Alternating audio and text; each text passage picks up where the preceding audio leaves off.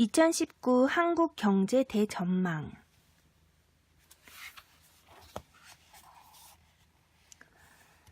작년 이맘때 출간한 2018 한국 경제 대전망은 당시 한국 경제를 요약하는 키워드를 외화 내빈이라고 했다. 다시 말해 2017, 2018 두 해에 걸쳐 수출과 투자가 호조를 보이면서 2017년 경제 성장률이 3%를 넘어 3.1%를 기록하는 등 외관상 지표는 좋았으나 제조업 가동률은 70% 초반대로 추락하고 생산성은 OECD의 바닥 수준이며 그 좋은 수출도 소수 대기업 주도성이 심화되었다는 면에서 외화 내빈이었다. 그러면 현 시점과 2019년의 키워드는 무엇인가? 우리는 이를 대외적 근심과 대내적 걱정, 즉 외우 내환이라고 하고자 한다. 이 책의 맨 앞부분인 파트 1의 각국 전망과 파트 2는 바로 이런 대외적 경제 불확실성과 리스크를 다룬다. 트럼프 등장 이후 미국과 일본 경제의 선전으로 덕을 보는가 했더니 2017 한국 경제 대전망에서 던진 화두인 미중 갈등이 드디어 본격화하면서 미중 무역 분쟁으로 폭발하고 있고 미국의 지속적 금리 인상이 신흥국의 발작적 위기를 촉발할 가능성이 커지면서 세계적 보호주의와 10년 주기의 위기 가능성이 대두되고 있다. 즉 한국의 통제 밖에 있는 대외 변수들이 너무나 좋지 않은 상황으로 전개되고 있다. 더구나 미중 무역 갈등은 과거 미일 통상 분쟁처럼 어느 한쪽의 결정적 양보로 단기간에 정리될 수 있는 성격의 것이 아니라 통상 분쟁 차원을 넘어 근본적으로 양 강대국 간의 패권 경쟁이기에 최소 5년 이상 지속될 것으로 보이면서 한국은 이런 차원의 대응이 필요하다. 일본은 기본적으로 미국 주도 세계 질서의 한 축이었기에 미국의 선뜻 양보했지만 중국은 그렇지 않은 별도의 정치, 군사 세력을 대표하는 비전형적 신흥 대국이기에 일본식의 양도는 불가능할 것이다. 그동안 미국은 특히 오바마 정부는 중국에 대해 적극적 포섭 정책을 펴서 중국이 미국 주도의 자유무역 질서, 즉 WTO에 들어오게 함으로써 중국이 장기적으로 서방식의 시장 경제 체제와 정치 체제로 움직여 갈 것이라는 기대가 있었다. 그러나 이런 기대와는 반대로 중국이 무역을 통해서 WTO 체제의 편익을 보면서 경제적 성과를 달성하고 이것이 오히려 공산당 일당 독재 체제와 중국식 정부 통제하의 시장 경제 체제를 강화하는 것에 당황을 넘어 전략 실패라는 인식이 커지고 있다. 더구나 미국 내에서는 중국산 저가의 물품 수입이 미국 기업들의 일자리를 많이 빼앗아갔다는 인식이 확산되었다. 그래서 그동안 중국의 부상을 쳐다만 보다가 이제는 도저히 안 되겠다고 칼을 뽑았고 이런 정서는 트럼프 정권 차원을 넘어서는 것이기에 미중 갈등은 상당히 지속될 것으로 보인다. 반면에 중국이 내부적으로 선택한 대응 전략은 과거 마오쩌둥식 지구전이라고 알려지고 있다. 역사적으로 볼 때 선진국 간의 관세 전쟁은 종종 무력 충돌로 이어졌으며 향후 실제 전쟁으로 비화되진 않더라도 본격적인 보호무역주의의 등장은 무역으로 먹고 사는 한국으로서는 치명적인 타격이다. 더구나 한국 수출의 25% 정도를 받아주는 제1의 무역 상대국 중국이 무역 분쟁으로 타격을 받아서 그러지 않아도 나타나던 중국의 경제성장 감속 추세가 가속화되면 한국 경제에 대한 타격도 그만큼 장기적이라고 예상할 수 있다. 일단 현재를 기준으로 볼 때 향후 및 2019년에는 미국과 일본 공통적으로 경기 회복에 힘입어 그동안 취해오던 팽창적 통화 정책이 끝나고 금리 인상 등 그 반대로 돌아서는 추세가 나타날 것으로 예상된다. 이는 신흥국과 한국 경제의 불확실성을 증대시킨다.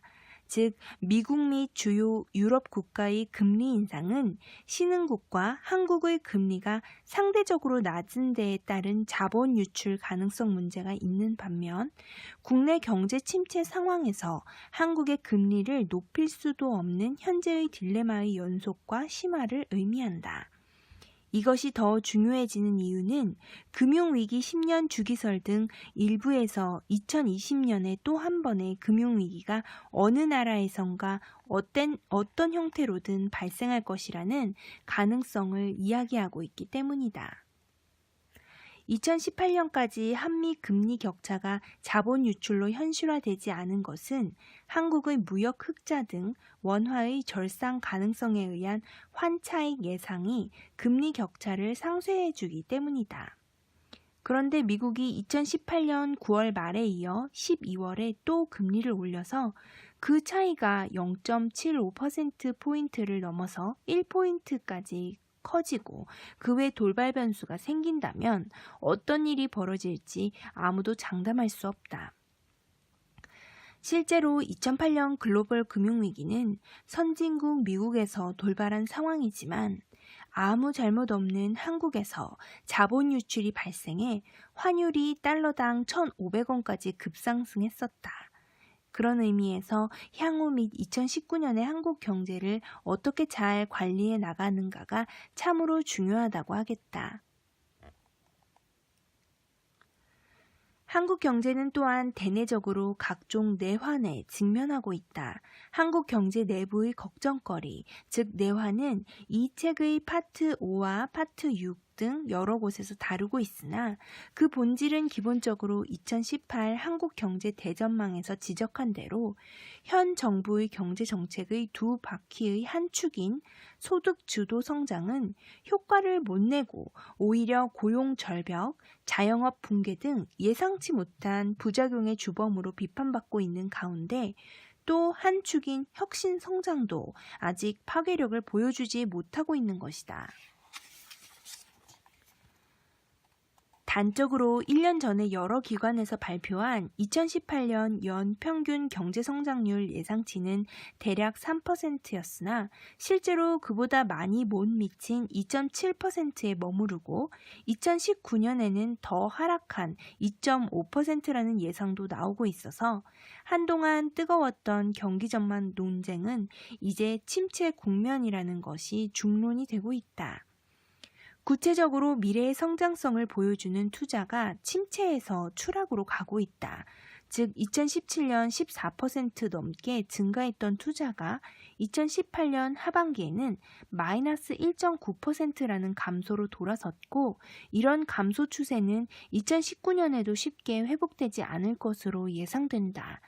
반도체 등 소수 대기업 주도의 수출 외에 유일하게 증가세가 보이는 소비도 사실은 아동수당, 기초연금, 기초생활보장 등 공적 이전에 의해서 유지되는 것이어서 그다지 견고한 추세라고 보기 어렵다. 이런 각종 내환의 자연스러운 귀결은 2018 한국 경제 대전망에서 짚었던 일본식 장기 불황으로 가는 것이 아닌가 하는 우려다. 당시 우리는 일본과의 한국의 희망적 차이는 우리 재정이 흑자이고 재정 여력이 있다는 것이고 이를 어떻게 잘 쓰느냐에 따라 한국 경제가 다시 회복할 수 있다고 주장한 바 있다.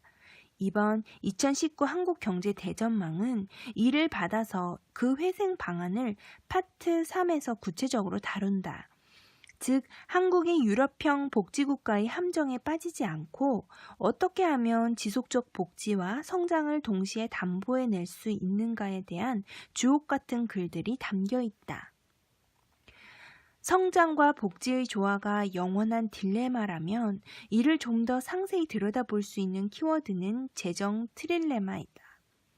이는 복지 수준, 조세 부담률, 국가 채무라는 세 마리의 토끼를 동시에 잡을 수 없다는 명제다. 즉, 재정 트릴레마는 높은 복지 수준, 낮은 조세 부담률, 낮은 국가 채무 비율을 동시에 만족시키기는 불가능하며 이 셋 중 둘을 만족시키면 다른 하나는 희생될 수밖에 없는 모순적 상황을 나타낸다. 가령 스웨덴과 같이 높은 복지 수준을 누리려면 국가 채무 비율을 낮게 유지하려면 대폭의 조세 부담률의 상승이 불가피하며 낮은 조세 부담률을 유지하면서 높은 복지 수준을 누리려면 일본과 같이 높은 국가 채무를 필요로 하는 상황이 바로 재정 트릴레마의 예라고 할 수 있는 것이다. 현재 한국은 낮은 조세 부담률, 낮은 국가 채무 비율 등 재정 건전성은 유지했지만 복지 수준은 OECD에서 가장 낮은 수준이다. 따라서 복지 수준, 조세 부담률, 국가 채무의 세 가지 축 중 복지 수준 향상을 정책의 우선순위로 둔다면 국가 채무 증가 혹은 조세 부담률 증가는 필연적이라고 할 수 있다.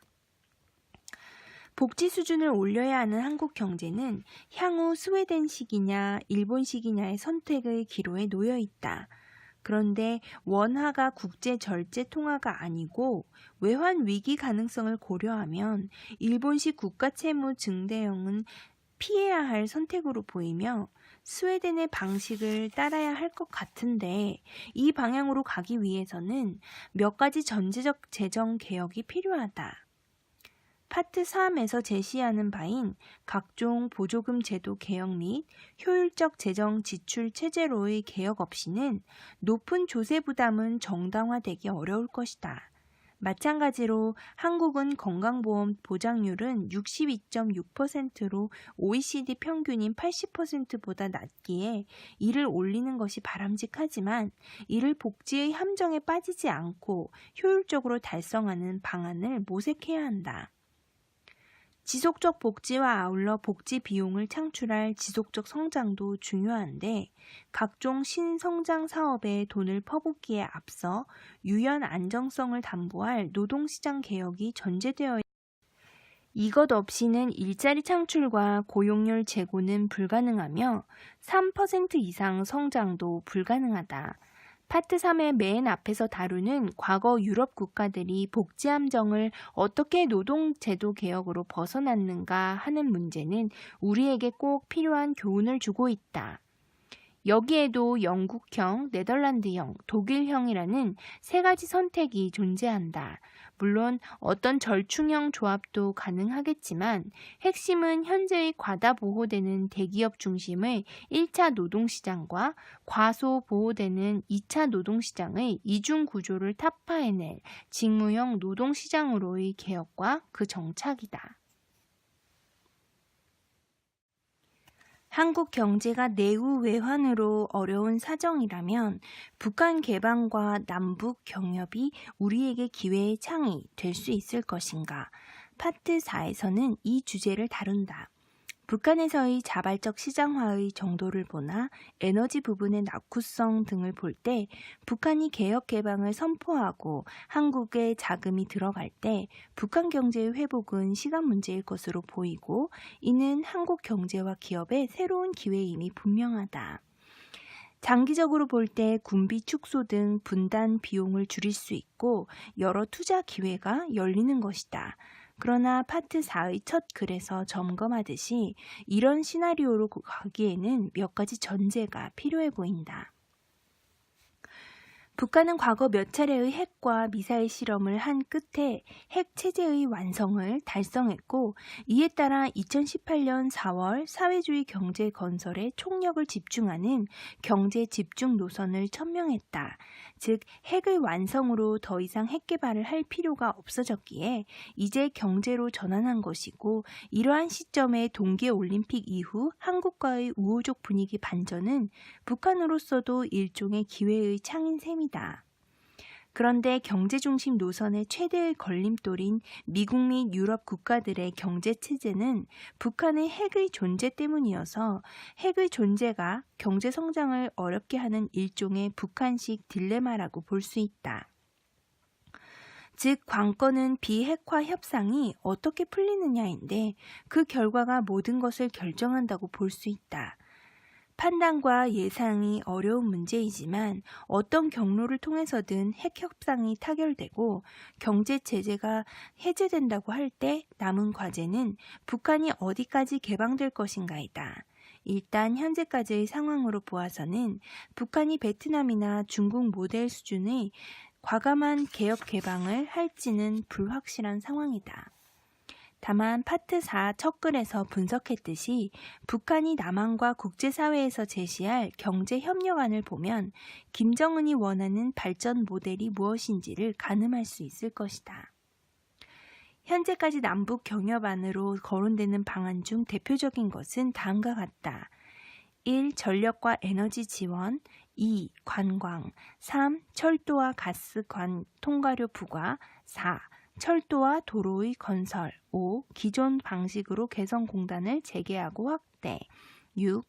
개성공단과 유사한 복수의 특구 단지를 개발해 남한 및 외국과 경협, 7. 지역 제한 없이 외국인 직접 투자를 받음, 8. 북한 근로자의 남한 내 취업 허용 등 8가지다. 만약 북한의 제한이 1에서 5라면 북한의 개혁개방 의지는 약한 것으로 판단할 수 있을 것이며 7, 8이라면 북한의 개혁개방 의지가 확실한 것으로 평가할 수 있다. 6은 그 중간으로 판단된다. 만약 1에서 4의 방식만으로 경협이 이루어질 경우 북한은 사회주의 경제 유지 재건을 의도한다고 볼 수 있으며 그럴수록 북한이 중국, 베트남과 같이 개혁 개방을 택할 가능성은 낮아진다. 현재로서 북한이 체제의 부담을 무릅쓰고 제한할 수 있는 최대치는 6, 즉 복수의 특구 단지 개발까지로 보인다. 남한의 시각에서도 복수의 특구 개발안은 북한의 발전과 남북 경제 통합을 고려할 때 추진할 가치가 있는 대안으로 보이나 이것이 한국 경제의 획기적인 돌파구라고 할 정도의 파괴력을 가지느냐는 별개의 문제다. 더구나 1. 전력과 에너지 지원, 4. 철도의 도로의 건설의 비용을 누가 어떻게 조달할 것인지도 남은 문제고 집행도 시간이 걸리는 사안이어서 당장 파급 효과가 나지 않을 수도 있다. 실제로 2018년 9월 2차 남북 정상회담 이후 마이크 폼페이오 미국 국무장관은 비핵화 협상의 일정을 2021년까지로 멀리 잡았다. 즉 북한이 원하는 순서는 군사적 긴장 완화와 군축, 경협, 비핵화인 반면 미국이 원하는 순서는 비핵화, 경협, 군축으로 완전히 반대이기에 지루한 줄다리기가 이어질 수 있다. 그렇다면 당장 본격적 민간 차원의 경협이 대규모로 진행되기 어려울 수도 있다. 북한 효과가 당장 2019년에 나오기는 힘들다는 것이다. 그렇다면 2019년은 어떻게 활용되어야 하는가? 앞에서 한국 경제가 처한 상황은 외우 내환이라고 규정했는데 대외적 불안 요인에 대해 어떻게 할 수 있는 여지가 적다면 우리는 대내적 근심 요인에 집중해야 할 것이다. 그런데 우리가 과거 일본의 잃어버린 20년이나 유럽식의 복지국가 함정이라는 전철을 걷지 않으려면 아직 재정 여력이 있고 정권의 지지도가 높을 때 2019년을 보다 근본적 구조 개혁에 사용해야 할 것이다. 마침 집권당 대표도 10년, 20년의 장기 집권을 생각하고 있다고 하니 이런 중장기 과제에 도전하는 것이 적절하다고 하겠다. 일본의 아베 총리 경우를 보면 그 이전의 정권들이 못하던 구조개혁을 과감히 하니 재선을 넘어 3선에 성공했다. 단기적인 땜질식 정책은 금방 미천이 드러나서 오히려 부메랑이 되어 돌아오기 쉽다. 이 책에서는 그런 구조개혁의 핵심이 유연 안정성 노동개혁으로 복지와 성장의 딜레마를 해결하고 재정개혁으로 재정 트릴레마를 해결해야 한다고 제시했다. 2019년은 벌써 5년 정권의 중간 시점이다. 시간이 없다. 파트 3에서 논했듯이 재정 확대라는 쉬운 길보다 재정 개혁이라는 어려운 길을 포함한 광범위한 구조 개혁의 비전을 보여주고 국민을 설득해야 한다. 기업 차원에서는 외우 내환 상황에서 지적한 미중 갈등 등 각종 리스크들이 장기적 성격임을 직시하고 단기적 대응보다는 장기적 대응 방법을 모색해야 할 것이다. 또한 새 유망 비즈니스를 전에는 일본 등 선진국에서 찾았다면 이제는 파트 7에서 예를 들었듯이 오히려 중국의 각종 신흥 기업들이 4차 산업혁명을 활용하는 비즈니스 모델들을 검토해 보거나 떠오르는 남방 시장을 개척해 보는 것도 좋을 것이다. 다만 파트 2의 글에서 논했듯이 중국에서 정치적 권위주의의 강화가 외국 기업의 경영에까지 영향을 미치는 리스크가 증대함을 고려해야 할 것이다. 앞서 몇 가지 핵심 주제들과 키워드들을 언급했지만 이 책은 34명의 박사급 경제 전문가들이 참여하여 다양한 세부 주제들을 다루고 있다. 그런 연유에서 각 소주제에 대한 분석의 폭과 깊이 및 정치적 입장도 사실 다양하다. 그럼에도 불구하고 아래 열거된 대표 저자들이 각기 다른 부분을 맡아서 해당 부분을 구성하는 원고들을 검토하고 피드백을 주고 다시 수정을 하는 과정을 거침으로써 한 권의 책으로서의 통일성을 갖고자 노력했다. 또한 각 꼭지의 글은 개별 필자의 판단과 책임하에 출판되는 것이며 이 프로젝트를 지원한 경제추격연구소의 공식적 견해가 아니라는 것도 밝힌다. 이 책이 2019년 한국 경제의 그리고 기업 및 개별 경제인들의 나아갈 방향을 설정하고 의사결정을 하는데 조금이라도 도움이 되었으면 하는 바람이다.